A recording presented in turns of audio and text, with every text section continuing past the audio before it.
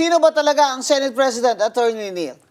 Kung ako tatanungin niyo, ma'am, it's still Senate President Cayetano. Opo. Because he was the one elected with first yung quorum of 13 plus, kasi more than 13 sila that time, and was elected also with 13 members, which is in full compliance with the majority vote of all members' constitutional requirements. Yeah, because under the Constitution, Yes. to be elected Senate President, It is required that the Senate President must acquire a majority vote of all the members of the of Senate. all the members, meaning 24 senators, members. yes Right? po. Because naghalal po tayo ng 24 senador. Hindi naman po tayo naghalal ng 22.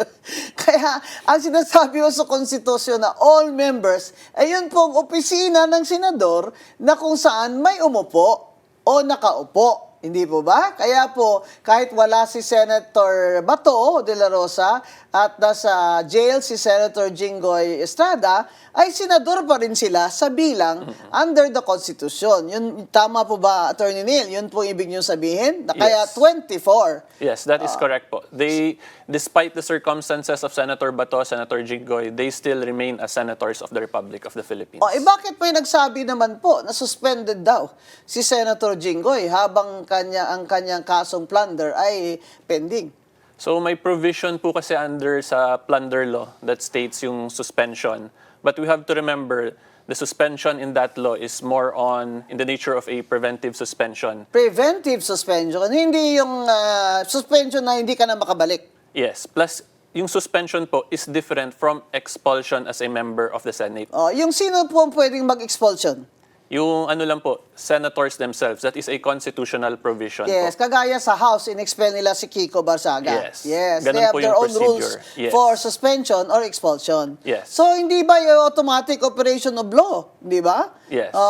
Hindi naman yun automatic na pag na-filean ng plunder ay suspended agad. Di ba? So, ang sinasabi dun sa batas ay preventive suspension at kakaiba po ito kasi senador. So, ang senador po ay nasa ilalim po ng hindi lang Constitution, kundi sa rules ng Senado. Yes. At ang rules ng Senado, Senado lamang ang pwedeng mag-expel ng isang Tsaka, wala namang vacancy, hindi po ba? Kasi Yes. buhay naman po silang dalawa.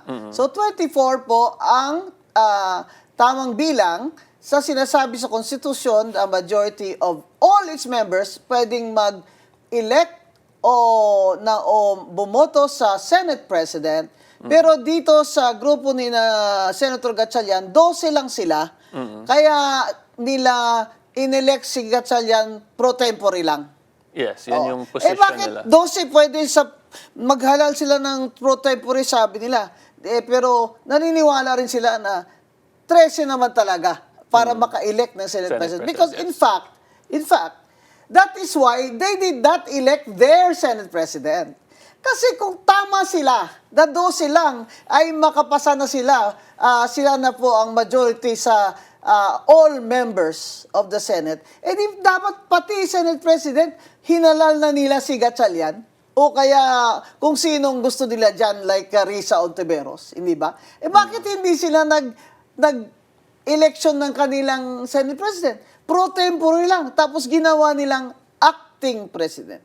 Wala naman pong acting president na officer dyan sa rules of the Senate.